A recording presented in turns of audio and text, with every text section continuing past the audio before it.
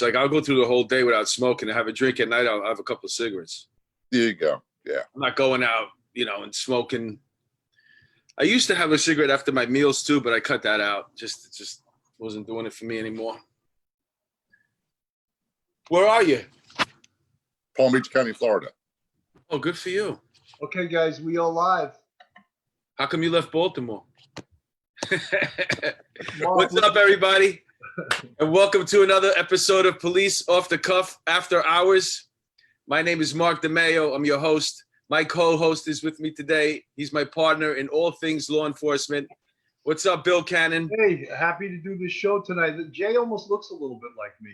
He's from Baltimore, but if I had the mustache, we'd almost look like brothers, That's good, man. He's got the old cop face. Yeah. Well, without further ado, let me introduce our guest. He's a retired Baltimore Police Sergeant. He's the current host of Law Enforcement Daily. He has he's a DJ on nationally broadcast stations. Thanks for joining us, John Jay Wiley. Pleasure to be here, guys. It's an honor. I had Bill on the show not long ago. Mark will get you in the future to do it. I just found out today we got our 41st radio station. Columbus, Indiana, covers about half of Indianapolis. And the estimated population right now is about 18.6 million combined for where we broadcast the show. And it's Law Enforcement Today. It's been syndicated about a year and a half, about a year and 7 months. And we started as a podcast only back in March of 2017. And you're right. When I retired from radio, I started pursuing a career. When I retired from police work, rather, I started pursuing a career in radio. And I'm also a music DJ at a Florida station in the Keys. I do a midday show there. Wow, you got a lot going on. Busy guy. We talked about this, Bill. When I retired, I was like, what am I going to do with my time? I'll be so bored.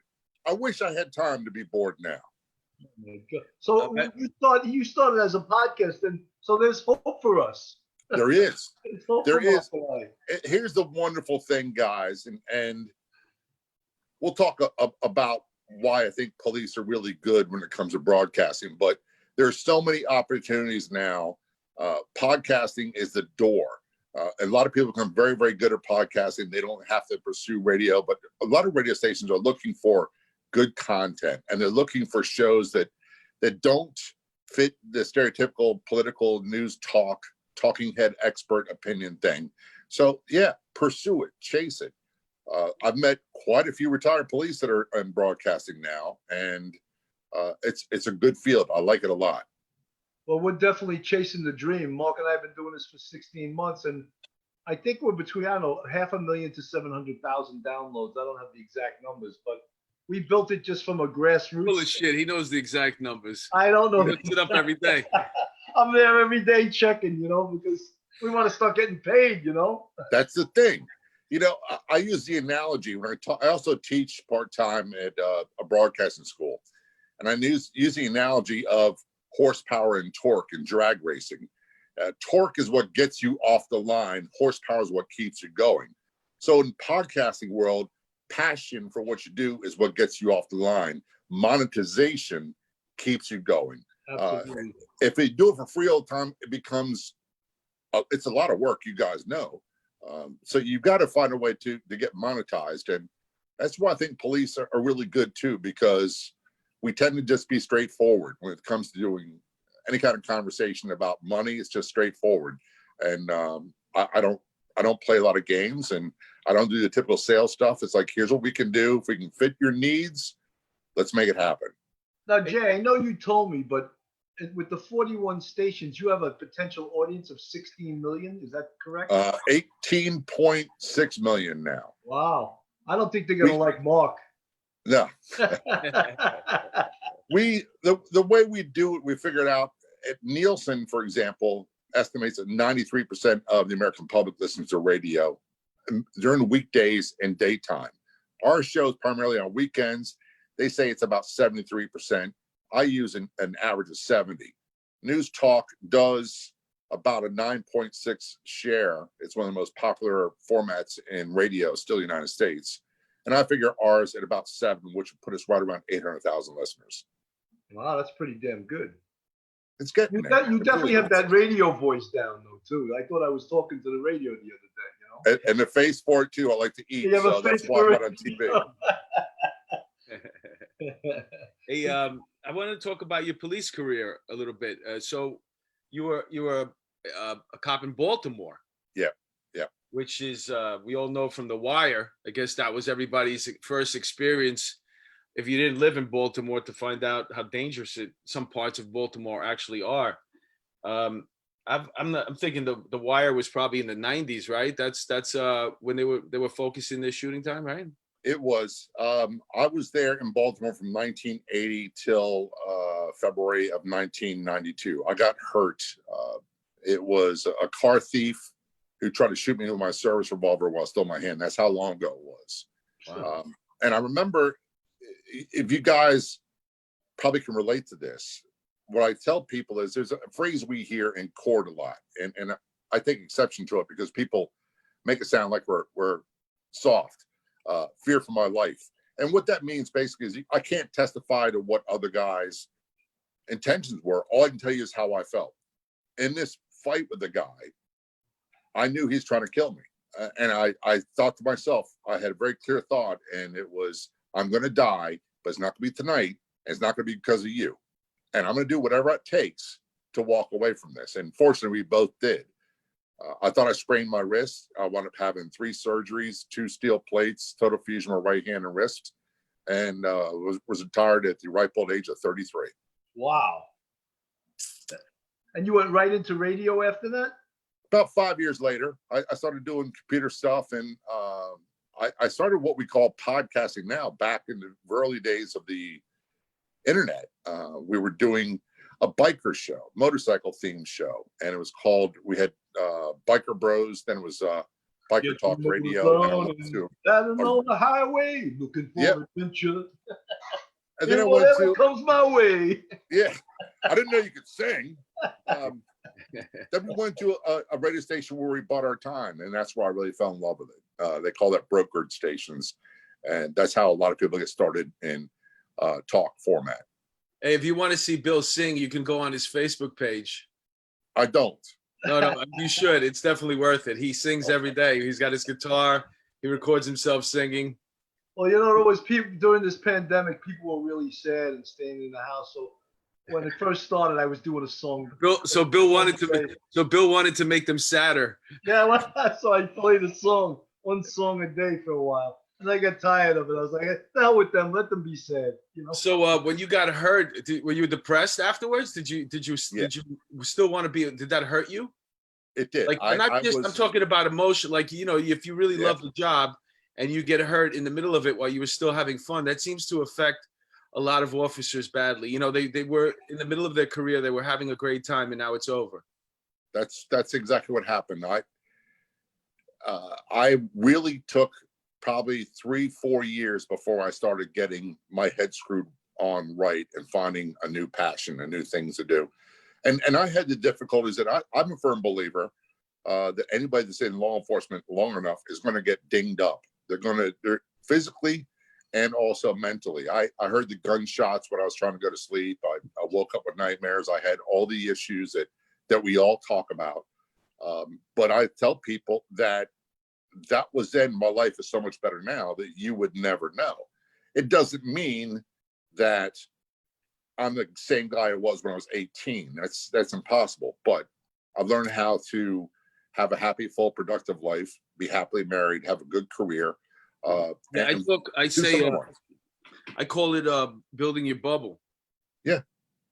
That's what I wanted to do. Like, you know, towards the end of my, you know, when I was getting close to retiring, and by that time I was already a comic for years and an actor for years. I wanted to be like everybody else. I didn't want to talk about death all day, or who got robbed, who got raped. I just wanted to be like everybody else and live in my bubble, you know. But that was after 20 years. You know, towards the end I had, you know, I wanted to just go and do something else.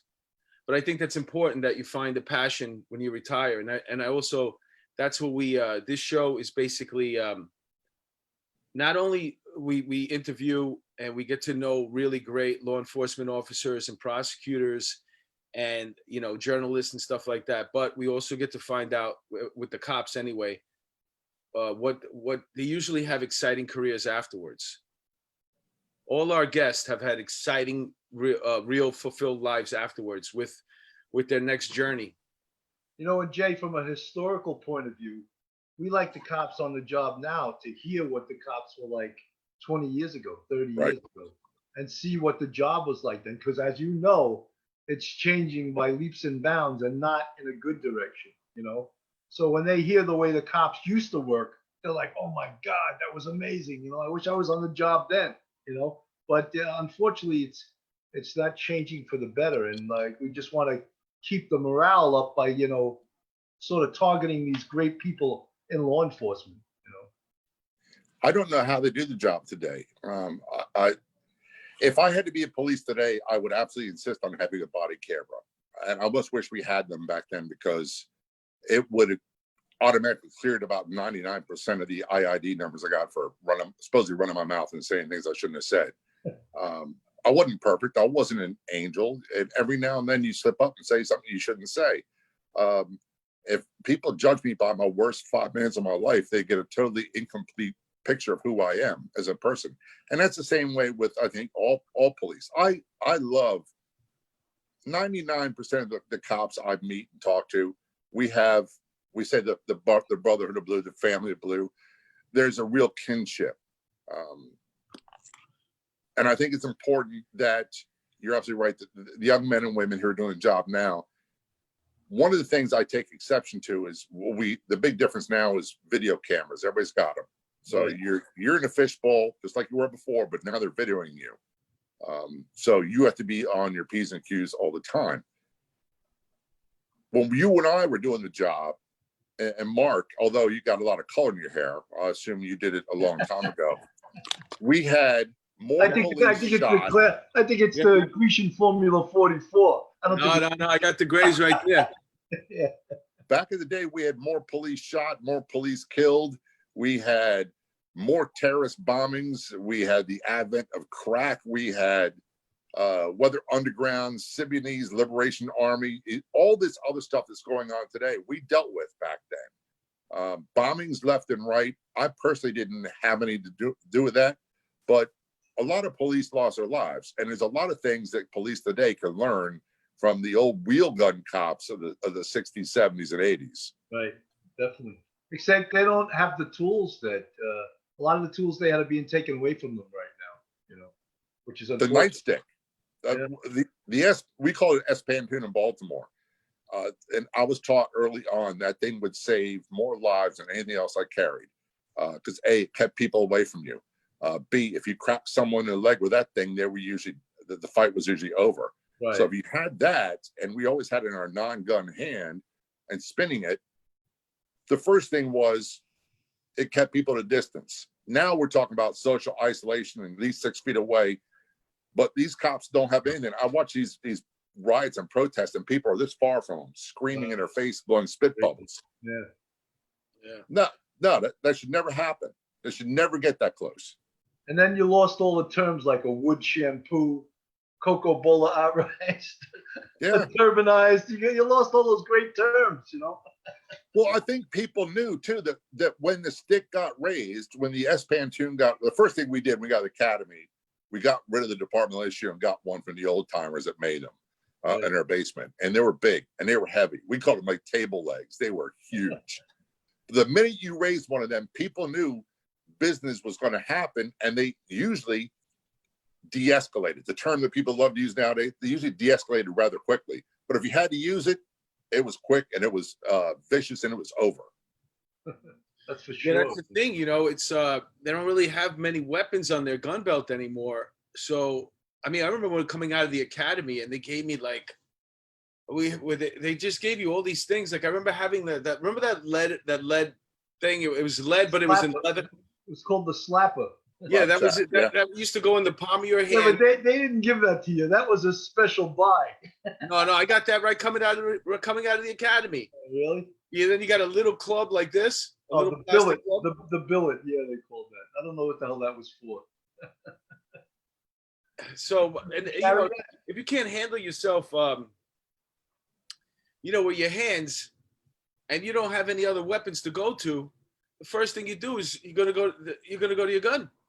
Right. Then what? Well, now you fucked. Yes. Then what?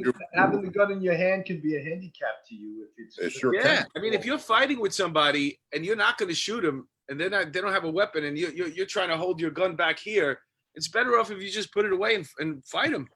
Well, that's basically what happened to me. I was trying to holster the weapon. I had him down, and the guy was also high on crack, and I jokingly say he's built like Lawrence Taylor. I hit this guy with everything I had, and I could not get the gun holstered in time, and the fight was on, and it was all turned around, pointed at my face, while I still had it in my hand, and that was 1 out of 4 shooting incidents. And the first 2, unlike what people hear in the media, I didn't return fire. You just knew it wasn't right.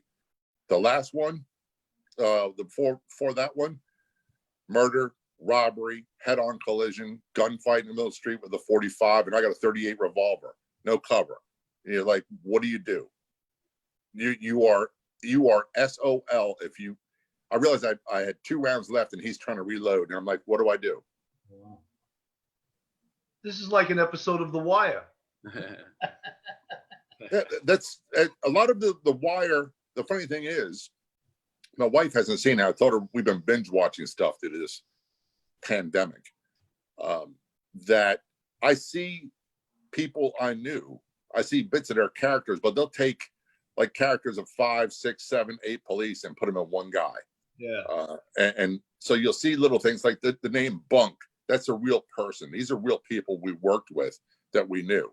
And they were all colorful characters. They were great. They were great men and women. They really were phenomenal. The guy who plays McNulty. Yeah. He's so great, and he's English. Yeah. You know, isn't that funny? He's an English actor. Yeah. Yeah. I just found out we're watching Deadwood again, which we saw a long time ago. And there's a woman named Paula Malcolmson who plays Trixie. She also played Abby in Ray Donovan. And turns out she's from Northern Ireland. I'm like, get out of here. Yeah, yeah. You hear the talk with a normal accent, and it blows you away. I love Deadwood. I love the show, but I didn't like the movie they made. It was kind of depressing in a way. I didn't want to see those characters so much older. You know, and Swearinger, like he was even though he wasn't like physically imposing, he was a tough guy, and he had brains. And now you see him frail. I didn't want him to see him like that. And then I didn't care for the movie that much. I was looking forward to it too. I didn't like the movie at all for the same reasons. It was better off saying, let me figure out what happened in my mind. And the story ended the way that I wanted to end, not the way they came out with it. Yeah, I agree. I agree 100%, man. It was a shame too, because I was looking forward to that movie. I love that show, Deadwood.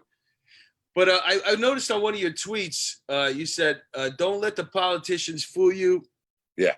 They say they aren't planning on backing down anytime soon. Right. The autonomous zone, CHOP in Seattle. And why would they? There's a carrot and stick mentality that all of us know about. And if they're not being challenged and not being threatened, there's no reward for them not to leave. And there's no threat of anything bad happening in their minds. They're not going to get arrested. The police aren't going to go stand up to them. There's going to be no wood shampoos. There's going to be none of that stuff. And so they'll do what they want. They'll dictate the terms, and they're in no rush. Why would they be? Right. Hey, but free publicity too. Yeah, but since then they've actually the mayor said she was going to take it down. She's in negotiations with them right now to take it down because they had their third shooting there. Do you think the mayor's actually going to lead the charge? Sure. Well, it's nobody ever leads the charge. What happens is they don't want the police. They don't want the police. And now when she says, okay, we got to break this up, who's she going to send there? She's going to send the police. And if these people decide they don't want to go yet, so she's trying to I don't know.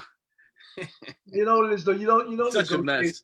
You don't negotiate from weakness. You negotiate from strength.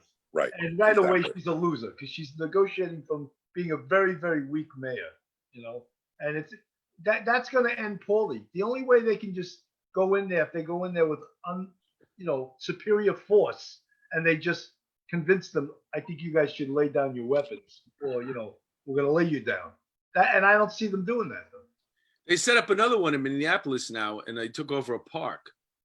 And there's like, I don't know, like 300 homeless people living there now. They took over the park. They just took over City Hall.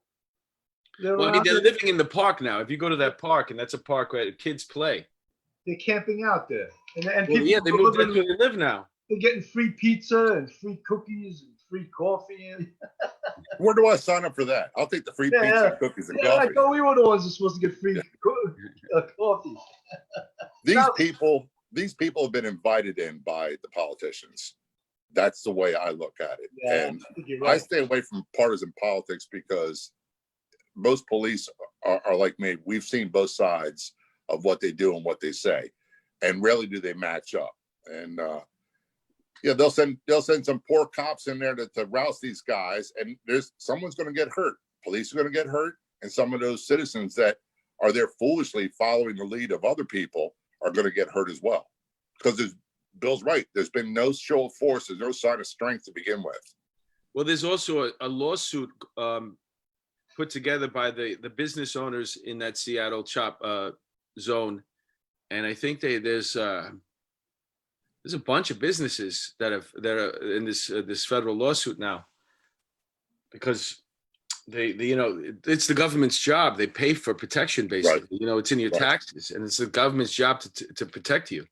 And that poor guy that owned that the car place, where he caught the guy who was trying to burn his business down, and then he had to let him go. And the cops never came, and they weren't coming. And I'm sure that's an interesting situation to be in, because we're so used to, if you watch any of these videos, in the middle of the arguments, I'm going to call the police. Everybody's saying that. Like, I'm going to call the police. Even the people that like are Antifa that are getting beat up now. They're surrounded. They're getting punched. Call the cops. Call the cops. Like, it's in your subconscious.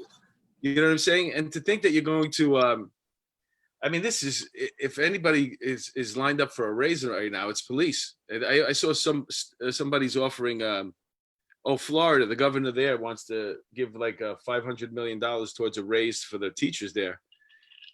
You're going to see, man, these cops are all going to get money to stay. They might give it to them under the table, but They're gonna have a hard time. They're gonna have a hard time recruiting anyone Yep. to top in any state in the union if this continues. You know. well, Who you know, wants that job? if you think about the future, the way the policing is going to be, they're going to have, there's a lot of things that the police aren't going to be responsible for doing anymore, like the social work, the taking care of the homeless. They'll have clinicians going out for that. Also, too, with EDPs. And as a matter of fact, in the NYPD, the program that I'm involved in there, you're supposed to already have a clinician. That thing is like kind of sort of like in limbo right now. But the whole idea of the program is for cops to come and get trained in learning how to identify mental illness. And then if there's supposed to be an EDP card. So basically, you're supposed to be responding to any type of calls, emergency, emotionally disturbed person, and you're supposed to have a clinician in the back. So that was an idea that was already implemented. I don't see anything new in anything that they're asking for, even if it's down to defunding the police. These metropolises, their goal is to, they want to privatize police. They want to unleash get rid of that burden of having this heavy budget, you know, because the police and all the jails and EMS, they all take a lot out of the budget, and they want to use that money to give away to people. Social service programs, like Yeah. So they want people who can afford to police themselves. And the irony of it all is, in that Seattle place, the CHOP, they hired their own private security. First of all, the whole thing is so. Just think about this: they got rid of the police, and as soon as they asked them to leave, and they put up a barricade. They put armed guards there, and then they checked IDs and patted you down. So, and then once you got into the zone, the people that lived there, that had nice houses there, they hired their own private security. So they had a security company there that would patrol and making sure that whoever was there in that CHOP zone wasn't coming in their area. So that's basically the future for you. If you can afford security, you're going to pay for it. If you can afford it, if you can live in these gated communities, or the big mansions that have your own private security or HOAs and all that stuff, you're going to be okay. You're not going to be affected. It's the people who live in the areas where a lot of us policed, where it was high crime. Most of them were renters. They had tenement landlords, and they lived in despair and worked hard to get out of there. And they had very little options. But when does their voice matter? I'm not saying to be a pun or take off or rip off anybody else, but their voices, because they didn't have a lot of political clout, didn't seem to matter. It didn't matter that 15-year-olds are getting murdered every day. The city government in Baltimore would do nothing about it except window dressing. That's all they did. Right. Also, Chicago. Yeah. I mean, this weekend, every weekend we talk about, oh, what a nightmare it was in Chicago. 25 shootings, 13 deaths. But this weekend topped it all. There was a 3.5-year-old girl that died, and also another girl who was dancing with her mother in the living room. She got shot in the neck. She died. The And it's a 90s, horror show. the It's 90s in New York City, kids used to sleep in the bathtub because the gunfire would come up into their apartment, so their mothers would put them in the bathtub to shield them from the bullets. I used to sleep in the bathtub too, but that's because I was drunk and I couldn't make it to my bed.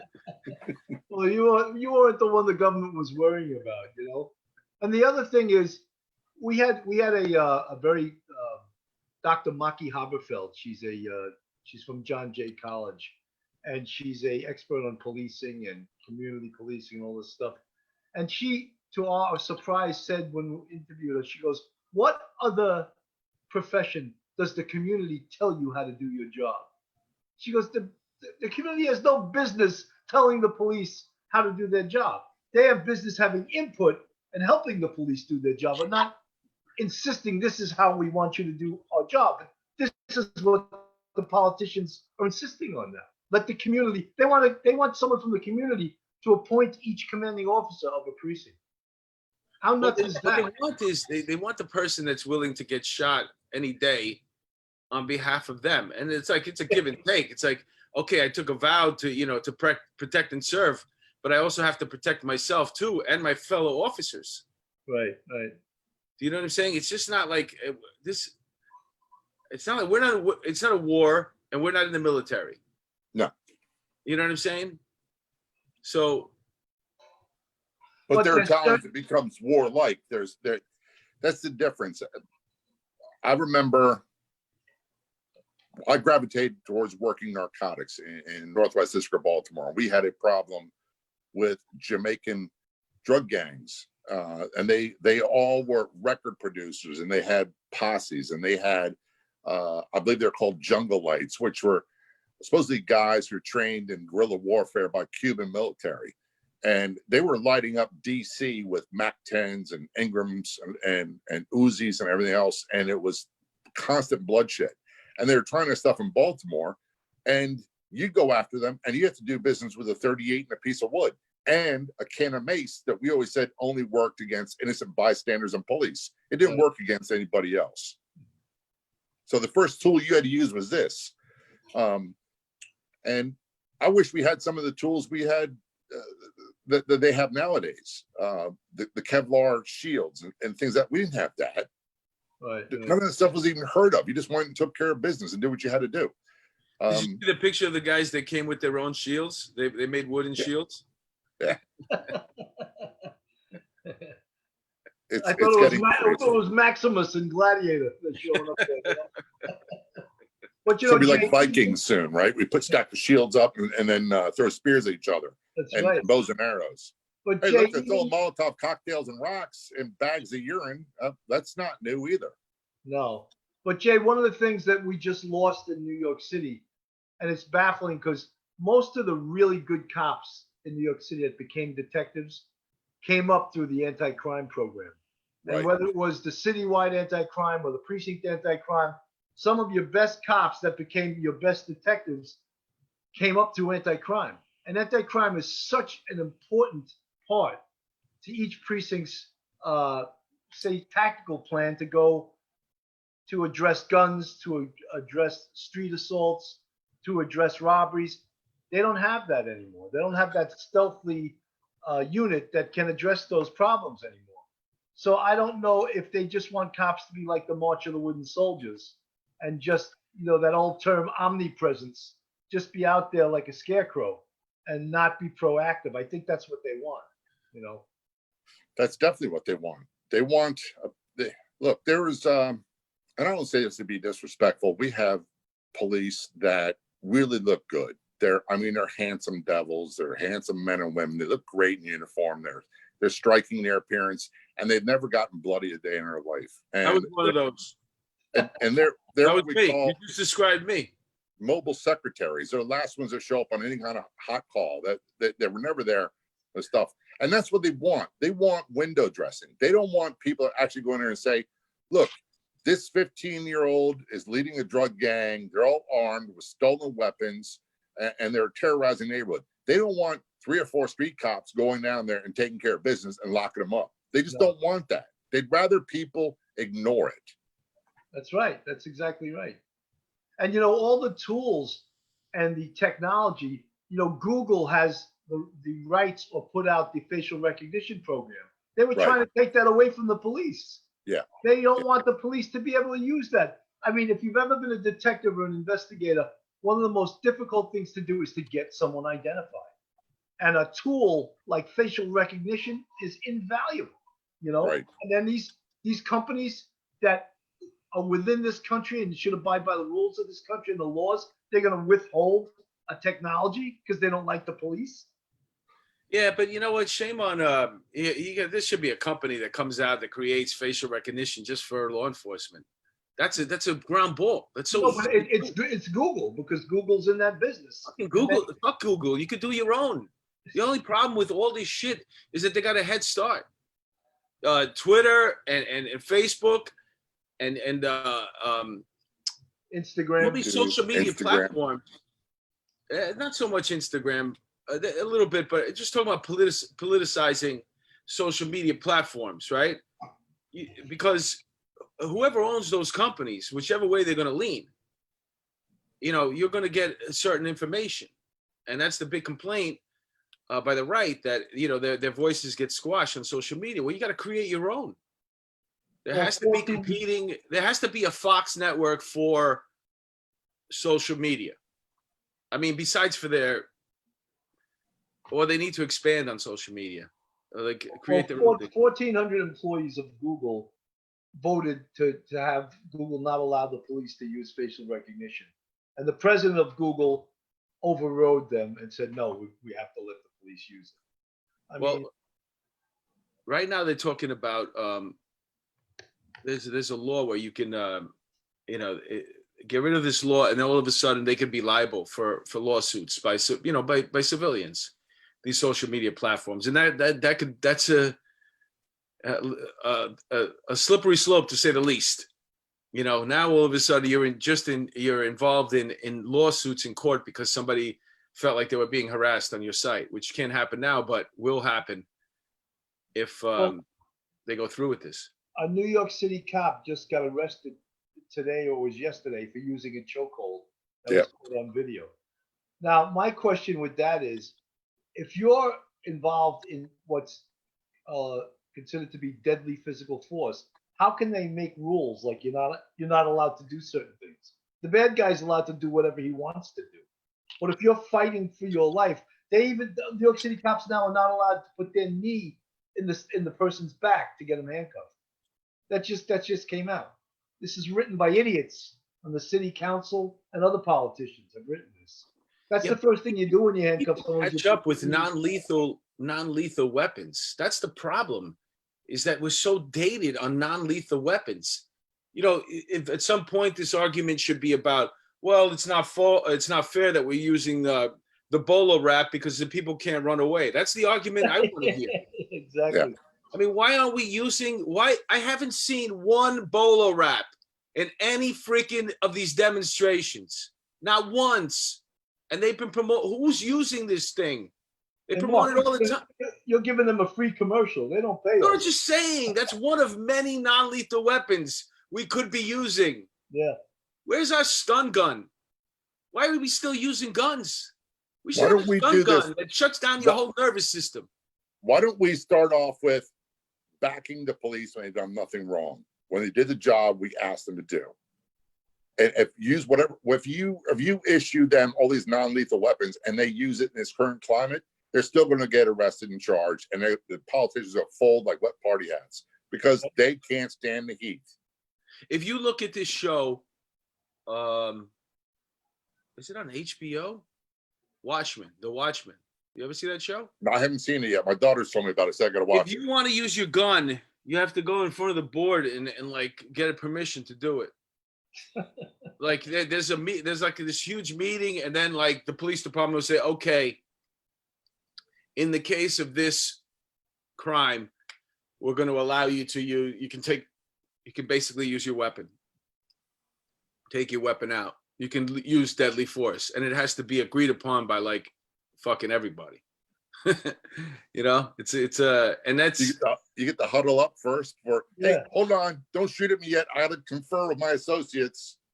no, that's exactly what happens. You go in front of the board, and you know, there's a whole, you got to watch the show. It's it's so funny how like these shows, they kind of almost predict the future in a way. They're all wearing masks. The police officers in this show have to always be covered, their faces covered, because they don't want their identities known. And it's interesting. It's worth the watch, definitely, to see, and all this stuff. That's you know, it's so fun. Even the Black Mirror, like all this shit that's going on right now. It's like an episode. It's like an episode of Black Mirror. It's like unbelievable.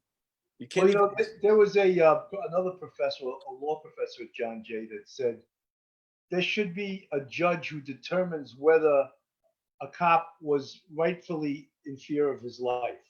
Like, can you believe that someone wants to legislate whether or not a cop feared enough for his life that he pulled out his weapon or that he fired at somebody? Like, that's not a personal decision. Some bureaucrats or some left-wing professors are going to decide whether or not you should have feared for your life enough to pull out your weapon. Yeah, but you know, you see all this shit, right? And you know, because we worked in big metropolises, you know, New York City, Baltimore. But then these 3 cops got fired. I think it was in North Carolina because they had their body cams on, and they were saying really racist stuff.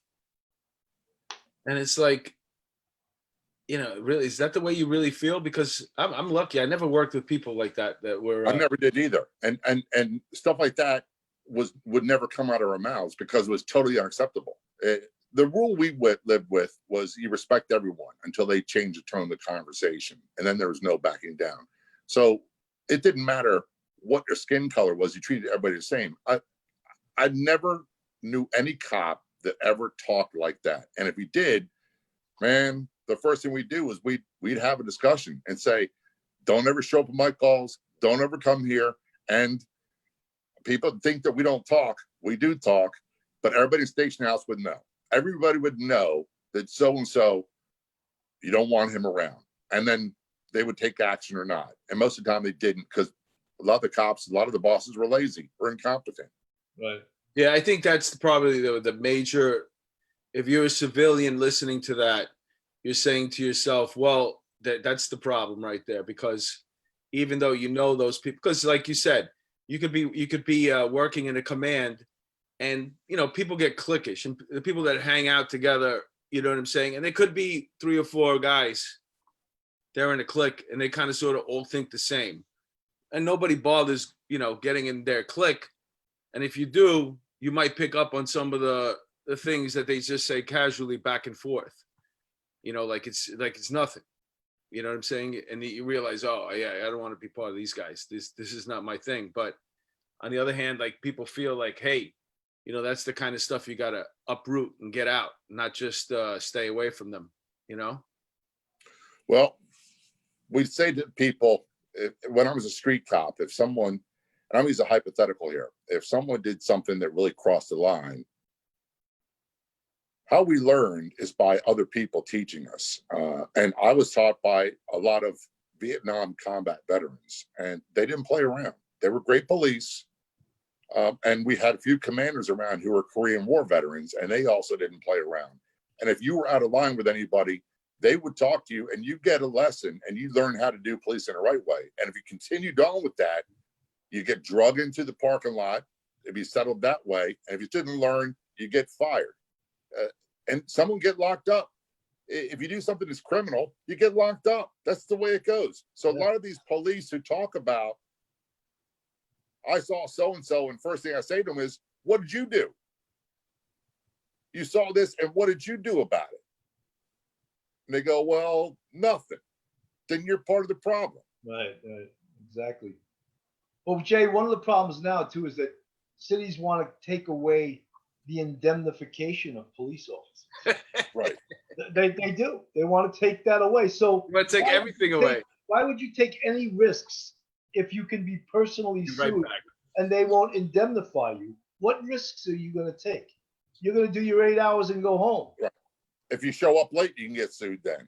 Yeah. So why would you even do the job? My family's welfare would be directly at risk. And I still got sued.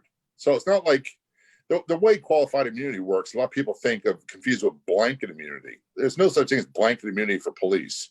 And I'm paraphrasing, qualified immunity means when you do things that are statutory criminal or way out of your scope as a police officer, you can get sued. If you do your job within normal limits that a reasonable, prudent police officer would agree with, then you're going to be not held liable. You can't be sued for it. Well, but people sue you anyway. Well, the word we were always taught was reasonable. Exactly. Right. Your actions were reasonable. Then the city the corporation council would indemnify you. And if you were sued, they would cover any damages that had been paid out. But they're looking to take that away right now. One of the things that's changing too is there was a protocol that's completely gone now. All of a sudden, they're firing you on the spot. That too. There's no department trial. You know, a lot of these guys that are getting fired right now, they're going to sue and they're going to get their jobs back. Yep. And get back pay. Yeah. And it's, it was a big show at the time. It was a big show at the time because we fired him. He got fired. And guess what? He's back. Right. Where is the due process when they just fire someone? I remember in the Michael Brown shooting, when that first came out, you thought everyone was ready to hang that cop. Yep. And when they waited to hear the investigation, it turned out the physical evidence proved he was telling the truth. Yeah. But they fired him anyway. That guy got fired anyway.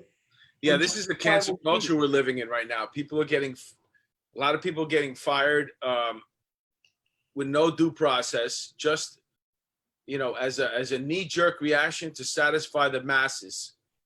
And a lot of these people, if they sue for their job, they're going to get it back. Like you said, Jay, they're going to get back pay.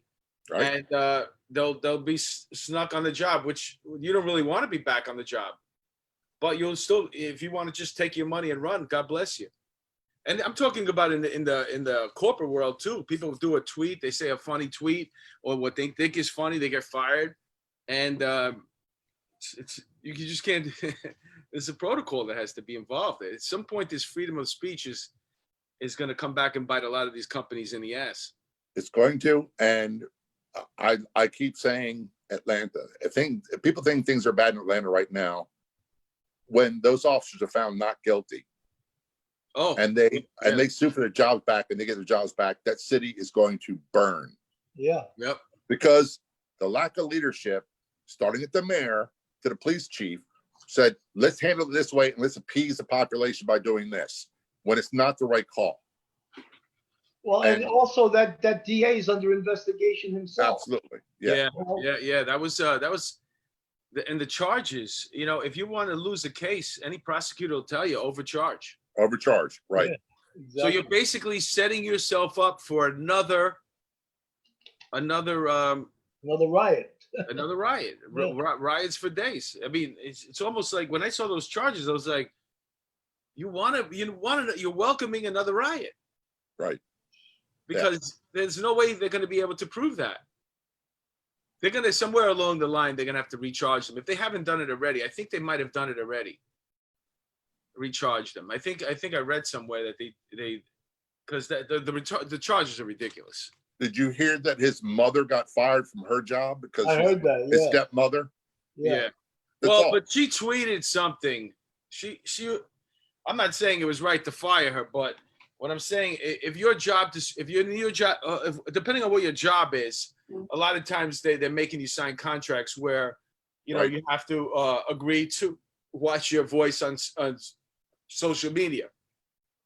And if she did it at work, because if you're on work on your work computer and they can prove it, and you were posting stuff that was controversial, it's a problem. But half the other people who do that, they want to give them verbal warning. Yeah. Yeah, I know. I don't agree with it. I'm just, you know, people I hear you. Yeah. And it's one of the things I get all the time. People are saying, and a lot of cops I know, a lot of retirees, and look, I use Facebook and all the social media for promoting the podcast and a radio show and posting articles that drive traffic to law enforcement today. And it's an important tool. I tell people Facebook is the world's largest marketing platform and it's free.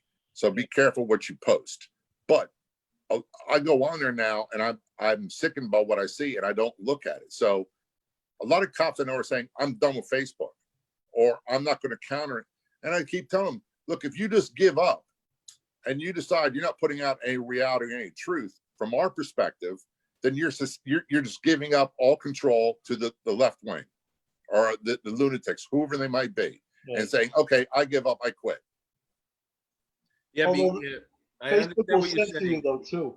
Facebook. I understand what you're saying. I saw a post,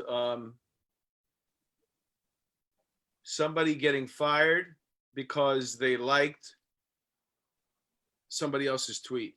Right, exactly. Because they liked Candace Owens's tweet. Right. She was let go from her job. That's unbelievable. To me, I mean, you're not even, once again, you better hope you're not doing it on job time. If you're on job time, you shouldn't be on social media. No, you shouldn't.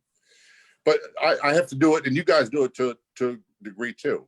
If I want to compete with the big boys, that's the big leveling field right there. That's the one I use. And I have to be very smart and not post things that are controversial or stay away from certain subjects. And I keep my personal opinion out of it. It's like when I do the radio show. It's about the guests. It's really not about me. Because it first of all, tell that to Joe Rogan. Yeah. He was just Joe laughing. Rogan. He was laughing at what somebody else said, and they want to try to pull him down. Unfortunately, that's not going to happen. He's so powerful. Yeah. Yeah, his deal now, I think, with Spotify is $100 million. Yeah, but even if he didn't have Spotify, the only thing you're doing is getting him more listeners. You know, they're trying to poke the bear right now just to see what they can get away with, seeing if anybody will you know, because you don't want to look like you're going to lose the situation. But there was, you know, comments made on his show, and they rub people the wrong way. So they're like poking the bear just to see, can we get any steam here? And if they don't, they're going to back out. Like I'm pretty sure they already backed out because it's nothing you can do to him. Just as long as he has those listeners, and he's not going to lose any listeners. No. Because that's not what his show is about. Nobody tunes in there to hear him talk belittle women. They talk about, you know, they want to learn about, you know, cooking elk or UFC or Neil Tyson DeGraw or any one of the fascinating guests that he has on there. It's not about that was a bad moment. Right. You know what I'm saying? Yeah. So, well, Joe Rogan, there's a lot we can learn from him. And that's one of the things that when I started chasing radio, I had to learn to try to learn from the people who are very good at what they do. Howard Stern, Rush Limbaugh. And I don't have to agree with them. I don't like everything they do. I don't always like their shows, but there's certain things they're really good at and they know how to do it. And if I don't learn how to use that in my field, then shame on me. I always say this to everybody, it doesn't matter what field you're in. Professional athletes, for example, a lot of talent, a lot of skill, incredible physical presence, but they all have coaches, they have physical trainers, they have assistant coaches, they have teammates. They rely on everybody else to help them get better. If I don't do that, then I'm never going to get anywhere. You know, so I've got to use Joe Rogan, what he does well, and learn from him. Yeah, definitely. I mean, if Well, he's the best. He's the best at podcast business. That's for sure, right? and the irony of it all is that Howard Stern was shitting on podcasts in the beginning, Right. and now I think of him like being in a well. You know, you're stuck in Sirius. Sirius is the only. I don't know. To me, I don't see how long it could last. It comes with your car. If it didn't come with your car, you wouldn't get it. 12 months later, most people don't pay for it. So Yeah, after it's over. I mean, I'm guilty of that too, and I had it for a couple of years. You know what I'm saying? But now he's in this well, and he had Donald Trump was one of his guests, his regular guest on the show. So you could have had access to the White House right now for this last 4 years, but instead you wanted to go with Hillary, who lost, and now he's got nothing. Now she comes on the show. Who gives a shit? And Donald Trump's not going to talk to him. So now what does he do? He's sinking and he's in this well. So he's yelling shit out, that's fucking crazy. And then they came back and they hit him with his bit with Sherman Hemsley. Remember him from Yep. We're Moving On Up? Yeah. They did that. They did a skit, and he's using the N-word there and he's in blackface. It's not a sexy look. So it's ironic how all these things that they want to, these woke people are fighting against, it comes back and bites their leaders right in the ass. Jimmy Kimmel. Jimmy Kimmel too. Yeah, exactly. He's always very critical of everyone else. Welcome to woke culture. And don't get me wrong, I'm never knock anybody for trying to be funny. I don't see anything wrong with any of it. And to me, you got offended. Hey, listen, it was an attempt at a joke. It didn't work. Fuck it. Because I'm a comedian at heart. Well, when I do radio, one of the first things I learned is when I do jokes I'm a music radio show, for example, they're very quick, they're very short, and they're always directed at me. They're never directed at someone else. And the reason being is, or me and my family, and it's very vague, but the punchline's still there. The reason being is we are in a culture now where everybody's offended. And that started back with when they started changing the rules about sexual harassment, where it didn't have to be proven that you harassed them. If you felt like there was a sexual advance, then there was. Yeah, but don't forget too, I mean, if you're these comedians that are they're just self-deprecating, it's interesting for 10 minutes. But if you got to do 45 minutes, well, that's why I don't do stand up, because I have to live for by me. FCC I'm saying rules. so you got to poke fun at shit. You got to make fun of stuff. You know what I'm saying? Your observations, the way you feel about stuff, and it's not an accident that we're attacking comedy right now, because comedy is, a lot of people believe, the last thing towards free speech, and we're shutting voices down right now all the time. Sure. And if you believe that a really good comedian could make you think a little bit differently politically, if they just word things right and be like, you know what, there's so many of them. You can go back to George Carlin. George Carlin couldn't survive today. Dave Chappelle. Well, listen. Richard Pryor would be out of business. One of these things that we failed to realize is we were talking about this time, but the reality is that. Hey, I thought you flipped over in your chair. I'm glad it was just. I was like, what happened to that? I thought you fell off a stage or something. This is not the first time that we're going through this kind of stuff. No. I always tell people my father was on a watch list. He was a radical in the late 60s, early 70s, and he was a Marxist and a communist and a socialist and an atheist and all this kind of stuff. And, that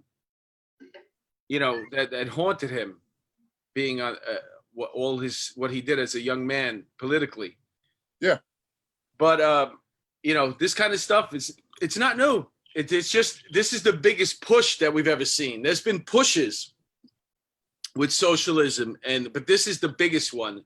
This one's gathered the most steam, and every time we try to put out the fire, or we think we're moving on, then we get COVID. And then COVID will take the place for it for a little while to continue putting fear in us. And then hopefully something else will happen with the police and we can go back to that agenda. And we're just going to keep flip-flopping back and forth between these two continuous putting fear in everybody. Well, it's a pendulum effect and everything swings back and forth. So I think that I've applied for dual citizenship. I've applied for Irish citizenship because my grandparents were born there, and I haven't gotten it yet. But I'm thinking I want that option where I can turn around and say, okay, if things turn into much worse, then I'm going to go somewhere like over in County Kerry, and I'll just chill out. Isn't that funny, man? I was thinking about that too. I was thinking about places. Yeah. Where else can I go? Where could I go? I'm in New York my whole life. There's so little violence there. That's the thing. When I was there visiting, Mark, they have a population in Republic of Ireland about 4.7 million people. They had 17 homicides for the year. 17. Baltimore with 660,000 people had 306. Right. Come on, what is the difference? Yeah, well, before I can even think about another country, I was thinking just here in the United States, because where I saw a map yesterday of real estate, all the real estate that's available or for sale in New York. Yeah, it's astounding. It's the whole thing is just, it looks like you live in a red state because there's just these constant little red things. And you know, if people are looking to bail out, where's everybody going? People are fleeing. The housing market's on fire down here. I mean, Palm Beach County, there's buyer after buyer from New York City down here now. It's nonstop.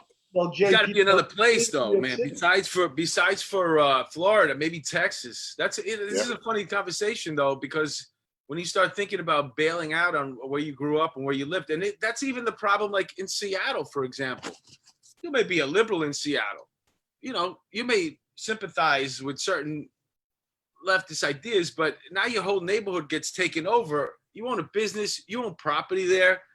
You know, you don't want to lose all your stuff because of this stuff. You know what I'm saying? So now all of a sudden you feel like a hypocrite because you want to call the cops on these people because they're camped out in front of your house now. And they won't in San Francisco. They won't kick the homeless off the sidewalk. They'll fine you for putting a big, a big trellis around so they can't camp out there. It's unbelievable. Who has the rights? No more for the taxpayer. It's for someone that has some kind of affliction. That's who we have to feel sorry for. You know? Well, if you're born and raised there, your whole family's there. You got to uproot and get rid of everything you know because the local government's given up and throw their hands in the air and have little meltdowns. Like, if you don't do the things we want, well, then we're just going to fine you. Yeah, but the funny thing with the homeless too is just that it's just money that's not being used for the homeless. No. I mean, for crying out loud, if you got that many homeless, maybe you should create a situation where if you'd like to have a little apartment, you could have it. I mean, we're already at a point right now, we're giving so much money away. Why are we giving it or creating a situation? Okay, we have a lot of homeless.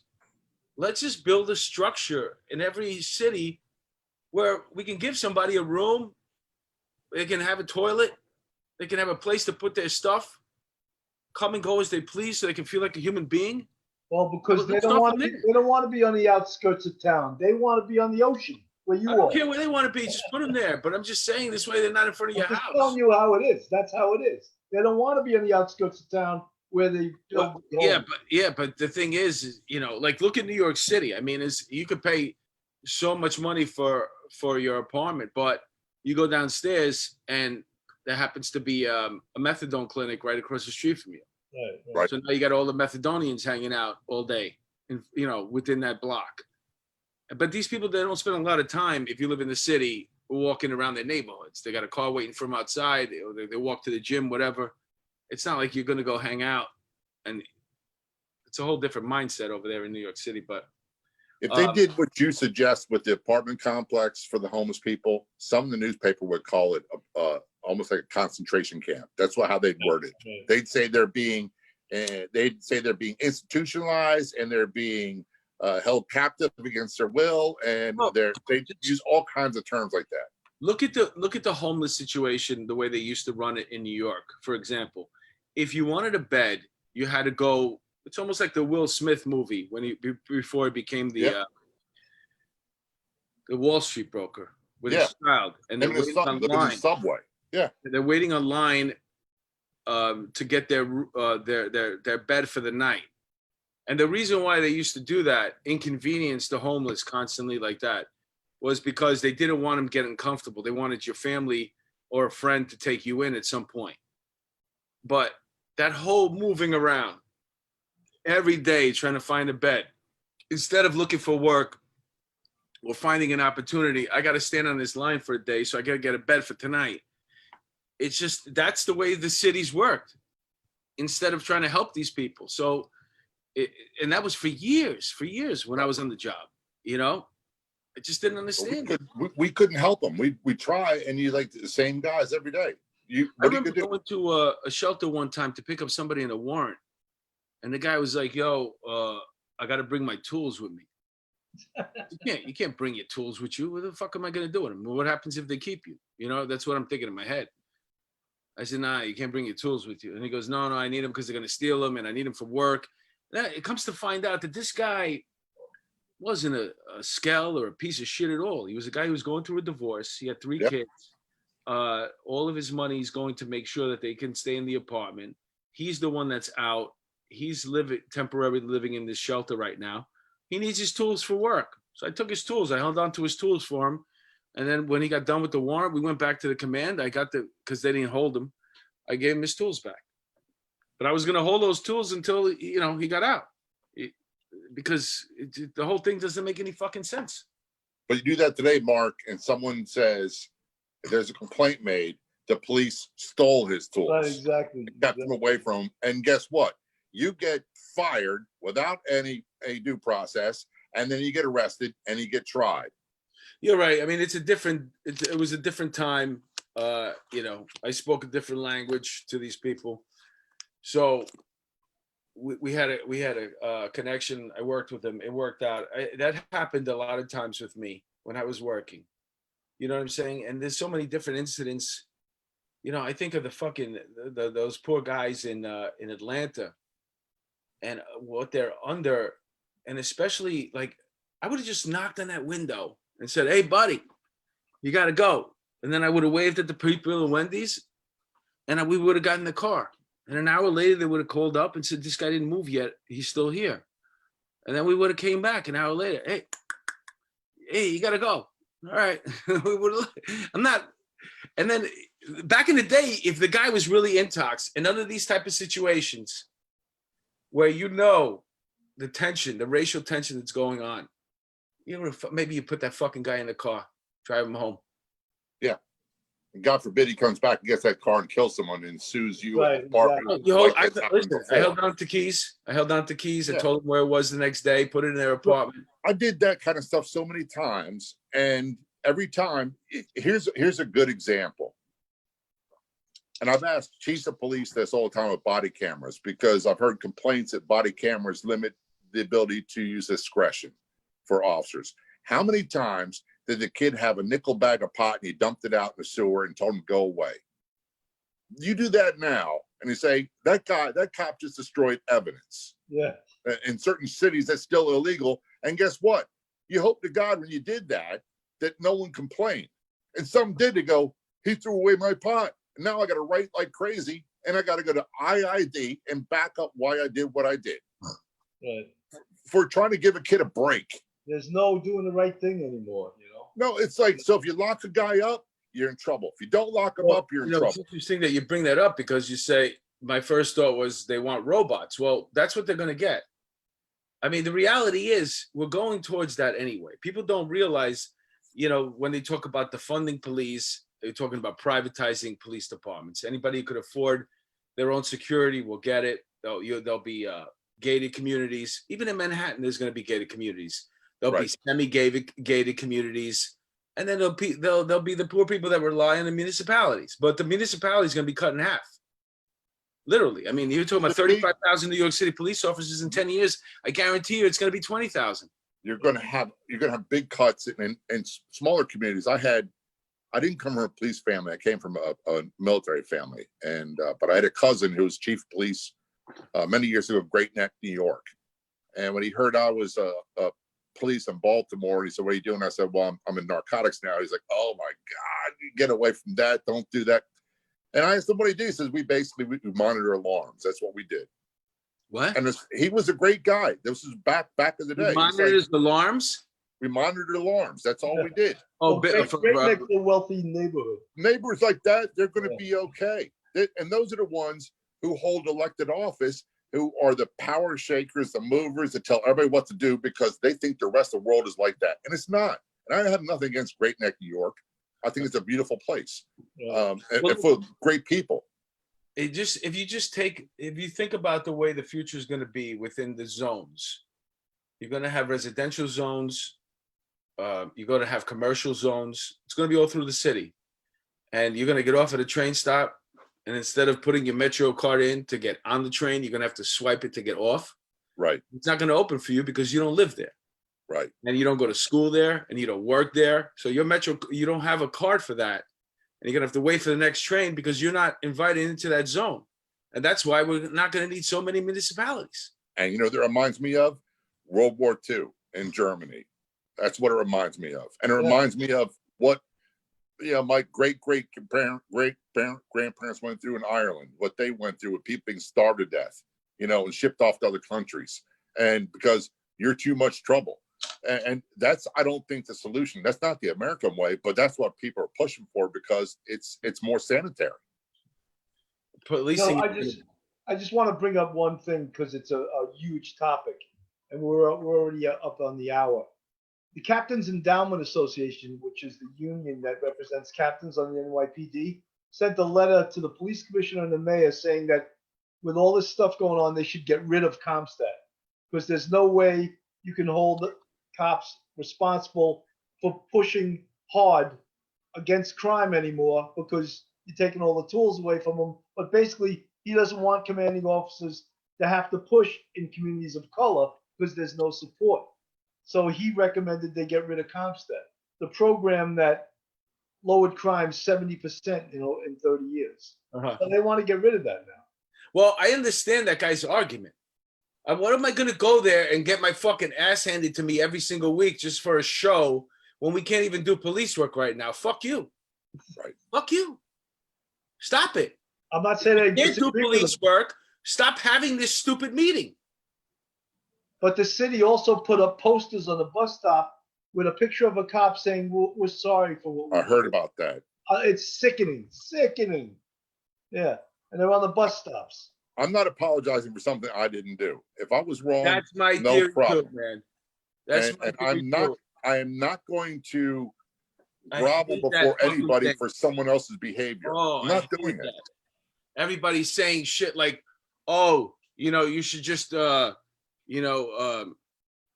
seems to be the thing right now about like, if you're not sorry or if you're not apologizing, then you're part of the problem. Nah, fuck you. I treat everybody great. I'm part of the problem. Person. That's my job. Yeah. Everywhere I go, in the world, and it doesn't matter. Bill Bratton wrote a book called Take Back, and it was about the whole CompStat process. And he said as the numbers started dropping, you had to start investing in the communities in different types of programs. And they didn't do that enough. They just kept to drive the numbers down, drive it down lower, drive it down even lower when people's rights were being violated. Yeah, well, it's all about the administration. And unfortunately, as a law enforcement officer, you're caught in between. So when you're constantly patrolling a certain area and it's been beaten to death, and you have to stop somebody just because they're out at 2:00 in the morning to fill out this stupid piece of paperwork that you have to fucking hand in at the end of the month. You know what I'm saying? Whose fault is that? It's the administration's. And then it comes back to bite you in the ass because all those people are fucking fed up. And now we're at the total opposite. We're at the total other end of it. They don't want you to get involved unless they call you. And when they call you, that you got to do exactly what they say. And a lot of times you got to conduct an investigation. a fucking idiot girl, that Karen that was in Central Park, yelling over the phone about, he's harassing me. It's an African American male. He's harassing, threatening my life. Now the police show up. Where is he? Oh, he's right there. And you see the guy, he looks and he starts walking away real fast. Now you chase him. He doesn't want to get stopped. You throw him on the ground, you cuff him based off of this fucking asshole's call to 911 and what she just told you right now. And then you realize the guy didn't do nothing afterwards, right? Who's going to get sued right there? Her or the police? The police. They're got deep pockets. Yeah. Well, that's another thing with the privatizing police. If you look at the city, I mean, this just look at the city from this a mayor's perspective. Why we can unburden ourselves of half of these lawsuits. Right. Exactly. Because if you hire private security, they're only indemnified to a certain amount. They're going to fight everything in court. So the lawsuits are going to be. Try to fight. Look at Disney. Disney has their own police. That's right. If you just look at that. They got a jail downstairs. They got a judge upstairs. And if you sue them, you're never going to win because they're going to fight you the whole way and you can't afford it. So They never shed a penny in lawsuits. And that's what's going to happen all throughout the country right now. We're already experiencing. I mean, we're already in the building of that up, privatizing police. So if you're paying attention out there and you're investing in the stock market, find yourself a nice security company, and the bigger the better, and invest in that because that's what I'm doing. That's the wave of the future right there. That and non-lethal weapons. They're going to have to use them at some point. And robots. That's another good investment. Robots. RoboCop. That was a movie years ago. Yeah. I mean, stun guns, all that shit. It's coming, brother. Yeah. Well, all I'm saying is I'm glad I'm retired. Yeah, me too. Oh my God. I mean, like you said earlier today, and I hate saying that because I remember when I was a rookie and I would have veteran cops tell me, I don't know how you took the job, kid. And it's like, we're talking about 1992. Right. Like when you look at these kids now, you feel like you're saying the same thing to them. But the reality is it's not the same job anymore. It's so much more stressful. No. I feel so bad for the guys and gals that got like 12, 13 years on, and they realize, like in Baltimore, we used to have a 20-year retirement. Then they picked an arbitrary date and said, everyone after this date can retire at 20. Everyone before that goes to 25. I had to fight them in court. We've been fighting in court forever and ever and ever, and they still drag that out. So if you guys got 12, 13 years on, he's stuck. Where's he going to go? What's he going to do? Yeah, you're right. Yeah. Listen, that's why in my mind, I said to myself, you know what? I already know what I want to do. When I get off this job, I'm going to take my money and run because you never know what could happen.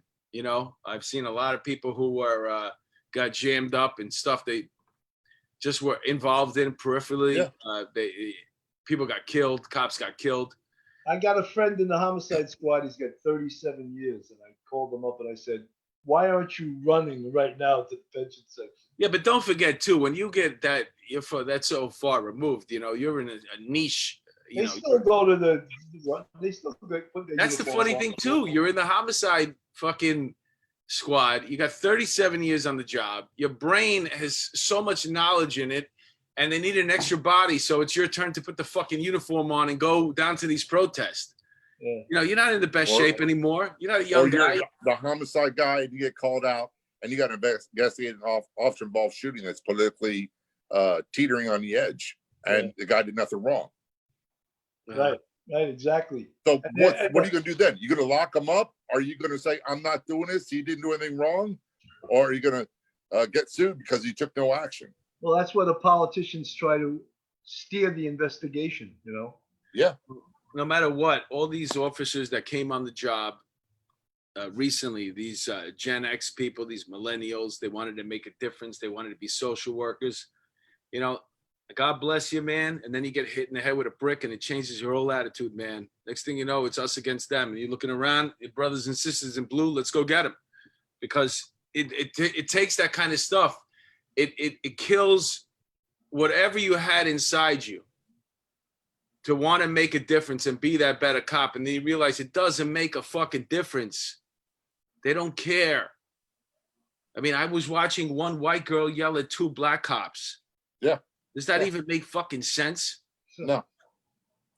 There came a point where I was like everybody else. I wanted to make a difference. I wanted to help people, and I still did towards the end, but I really wanted to survive. That's what I really wanted. It became so violent that it was, as a sergeant, telling the guys, do the job right, do things the right way, but don't put yourself in a position where you can get hurt. That's what it became. You go home to your family afterwards. We'll figure the rest out. Right. And that's where it was at the end of my career. And I was after multiple surgeries, and I felt like I let them down.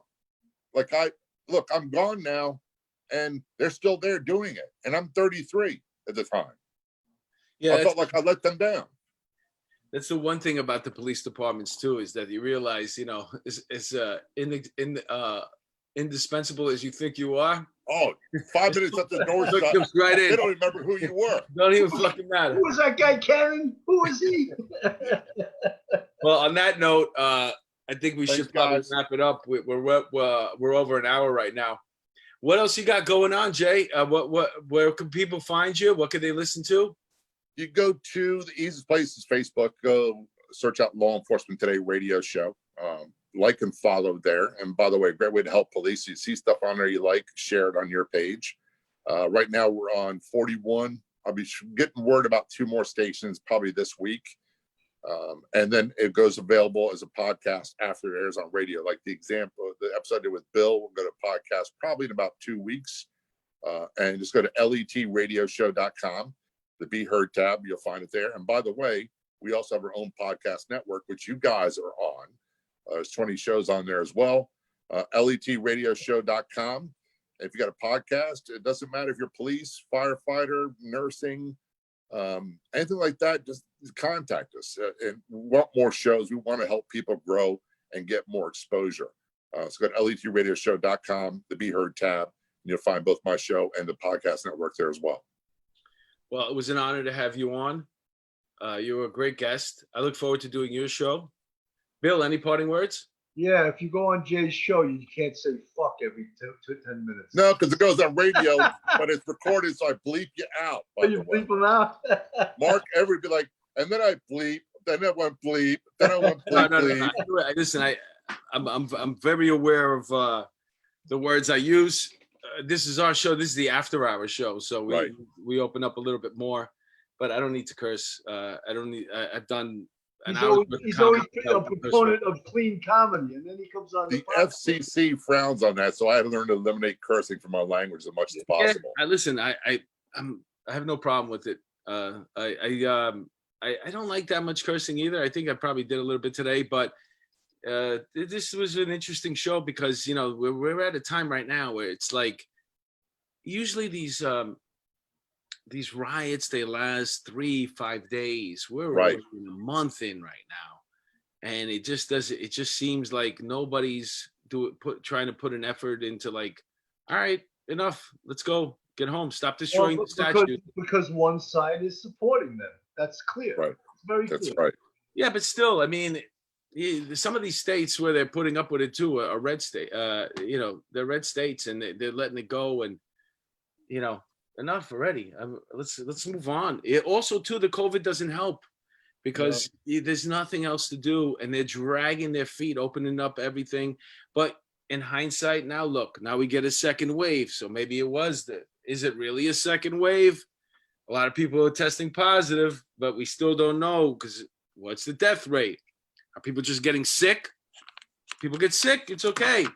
Tell me how many people died. That's all I want to know. On that note, this has been another episode of Police Off the Cuff After Hours. Thank you, Jay Wiley, for coming in. Thank you, guys. Thanks, Jay. God bless you. Enjoy Florida. I'm very jealous. You got a great governor over there. I like what you guys are doing over there, man. And Bill, that's it, man. We did another episode, man. You got another one in the can. I'll see you tomorrow. I'm coming over the house. All right, man. I'll have a few burgers for you. I got my Speedo. I'm ready to go. I'm jumping in the pool. I don't know about that. Why? You don't want me to wear my Speedo? No, I don't. We're going to take a picture, too, with my arm around you. All right, man. I'm avoiding that one. See you guys. Later, man. Yeah, Jay. Later. Good night. Good night.